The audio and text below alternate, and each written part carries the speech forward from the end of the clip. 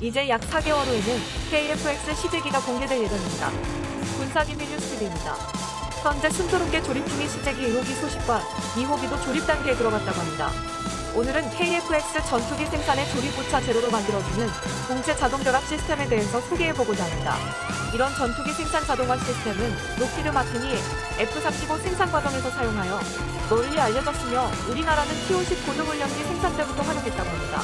본동 영상은 KAI의 사보에서 공개된 정보를 바탕으로 만든 동영상임을 밝힙니다.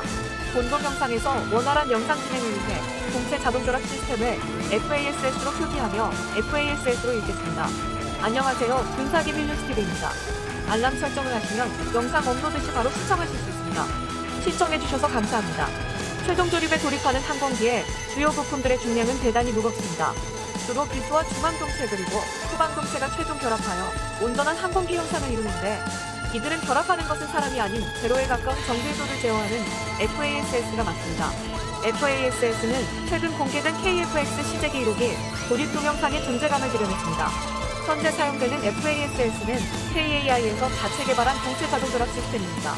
2020년 9월 KAI는 KF-X 시제기 1호기 최종 조립 동영상을 언론에 공개하였습니다. 노란색 프라이머가 입혀진 KF-X의 기수와 주입이 결합된 중앙동체 그리고 후방동체가 결합되는 영상이었습니다.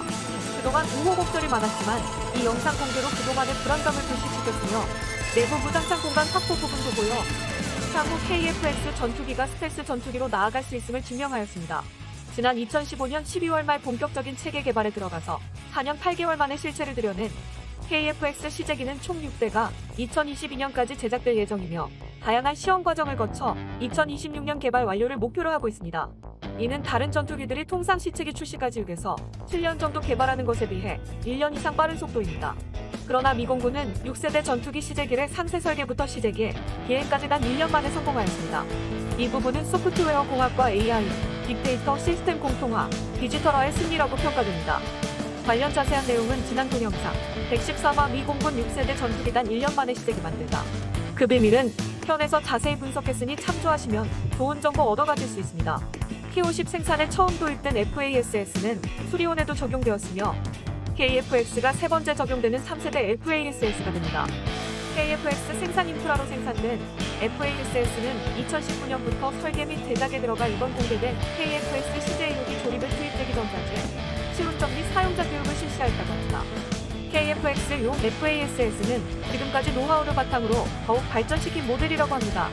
FASS의 가장 큰 장점은 정밀도입니다. 항공기의 조립 공정 자체는 예나 지금이나 달라진 것은 없다고 합니다. 기수와 중앙동체 그리고 후방동체를 이동 단계에 실어 결합하는 과정입니다. 과거에는 이 구조물들을 유압장치에 실어 조립했습니다. 그러나 항공기에서 가장 무거운 동체 구조물을 유압장치에 올려 서로 조립하는 과정은 결코 쉽지 않습니다. 설사 결합에 성공한다고 하더라도 한치의 오차 없이 정렬된 상태로 조립되었는지 여부를 판단하기 어려웠습니다. FASS는 이러한 한계를 극복하기 위해 개발된 조립 자동화 시스템입니다. 세 덩어리의 구조물을 휘임없이 맞추기 위해 먼저 리플렉트 좌표, 즉 가상의 3차원 공간의 좌표를 설정합니다. 2D 레이저 트래커라는 장비를 이용하여 전방, 중앙, 후방 포인트의 동체가 정확하게 결합되는지 컴퓨터가 확인합니다. 컴퓨터가 수행하는 작업인 만큼 오차율은 1000인치 0.025mm 이하입니다. 사실상 오차 없는 조립이 가능하게 하는 것이 FASS입니다. 오차율을 줄이는 것이 중요한 이유는 항공기의 비행 특성 때문입니다. 항공기는 수십 톤이 나가는 무거운 물체입니다. 그토록 무거운 중량과 대단히 큰 추진력으로 비행하는 항공기이지만 비행 환경과 다양한 공기역학적 요인에 큰 영향을 받게 됩니다. 여객기를 타고 여행을 하다 보면 난기류를 만나면 기체가 크게 흔들리는 경험을 한 번쯤 해보셨을 겁니다. 그만큼 항공기의 무게와 추력과 관계없이 사소한 요인으로도 그토록 커다란 항공기의 비행 특성에 영향을 미치게 됩니다. 게다가 항공기는 비행 시 각종 커다란 움직과 스트레스 압력에 노출되게 됩니다. 따라서 오차율을 줄임으로써 항공기의 조립 정밀도가 비행 특성에 관여하는 변수를 최대한 줄이고 항공기에 가해지는 다양한 힘으로부터 항공기를 지킬 수 있습니다. KF-X의 경우 공체 결합 시 381개의 부품과 약 9,500개의 하드웨어를 이용해 체결됩니다. 매우 다양하고 많은 부품이 관여하는 작업인 만큼 조립이 중요하게 됩니다. 혹여 가공이 잘못되면 구조적으로 부재가 없는지 검토하고 정부의 승인을 얻어 수리해야 하기 때문에 상당 기간 작업이 중단됩니다. 조립 정밀도에서만큼은 제로에 가까운 오차율을 보이는 FASS는 비단 구조물의 결합 단계뿐만 아니라 구조물의 FASS에 실린 단계부터 오차율을 줄이기 위한 매뉴얼에 의해 운영됩니다. 일반적으로 항공기의 구조물은 크레인으로 옮기는데 FASS에 실리는 항공기 구조물은 우위 운반 차량에 의해 FASS에 얹어집니다. 이를 통해 동체 구조물이 완벽히 정렬된 위치로 FASS에 올라가게 되면서 오차율이 거의 없는 결합을 보장하게 됩니다. 이는 구조물 이동의 안전성 확보 효과뿐만 아니라 자동분류 구현을 통한 동수 절감과 품질 확보라는 두 마리 토끼를 잡을 수 있게 만들어줍니다. 정밀하고 오차 없는 조립 공정에 관여한 FASS인 만큼 생산 인력은 FASS 운용에 투입되기 전 장기간의 교육 훈련과 테스트를 거치게 됩니다. 일단 FASS를 통해 전후방동체와 중앙동체가 결합이 끝나면 이들에 대한 체결 공정이 이어집니다. 참고로 수직 미입 장착 공정은 수직 미입 체결 부위와 풀 간의 거리 및 위치를 결정하는 공정으로서 고도의 집중과 기술이 요구되는 공정입니다. 이와 함께 시스템 장착을 위한 브라켓류 및 운영 중 장비를 위한 커버류 등의 작업들도 FASS 공정에서 수행됩니다. FASS에서 이러한 동체 체결 공정 등이 끝나면 항공기는 온전히 항공기의 형태를 갖추게 됩니다. 이렇게 온전히 윤곽을 드러낸 항공기는 자동 무인 차량에 의해 별도의 스테이션으로 옮겨지며 주입과 리딩 예치 플랩과 배면의 베이스핀 조립, 전방 동체와 중앙 동체의 체결 부위에 존재하는 연료 탱크에 대한 누설 시험 등 최종 공정을 거치게 됩니다. FASS 자체는 기존에 없었던 혁신 장비는 아닙니다. 중요한 것은 T50과 수리온에서 FASS를 적용했던 노하우 덕분에 KFX를 결합하는 FASS의 청오차는 거의 제로에 수렴하게끔 만들 수 있었다는 점입니다. 연구 개발에 아주 많은 비용이 소요되는 항공산업기술의 특성상 하루아침 세상에 없던 첨단 기술이 등장하는 것은 불가능에 가깝기 때문입니다. 꾸준한 연구와 투자가 필요로 합니다. 1. KFX 조립에는 FASS라는 자동 결합 시스템이 적용되어 조립 오차율 제로에 수렴한다. 2.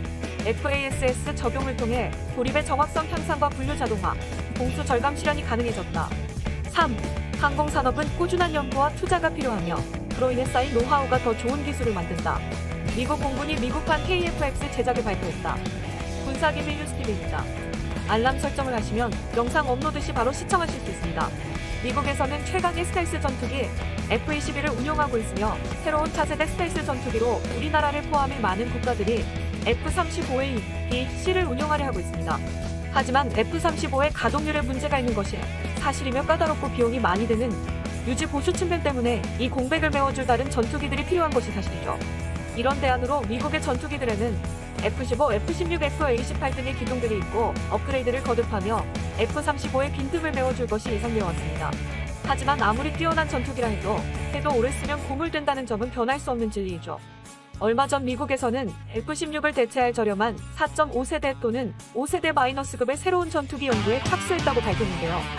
신기하게도 우리나라가 KFX를 개발하게 된 이유와 굉장히 비슷합니다. 즉, 미국에서도 미국판 KFX가 나오게 된 상황인 것이죠.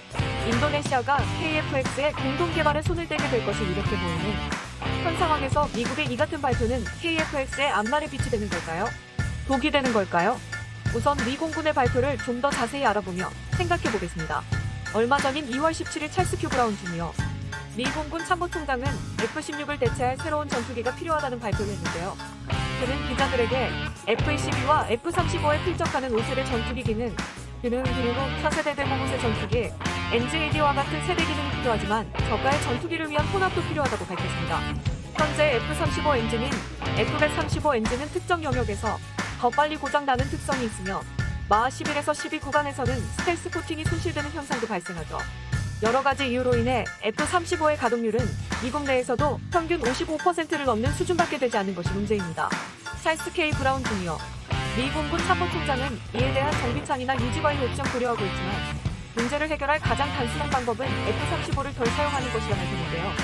그는 전 공군 획득 책임자인 윌 로퍼가 이런 목적에 부합하기 위해 더 많은 F-16 전투기를 구매할 수 있는 가능성을 열었다는 점을 인정했지만 그 아이디어를 버렸다고 하는데요.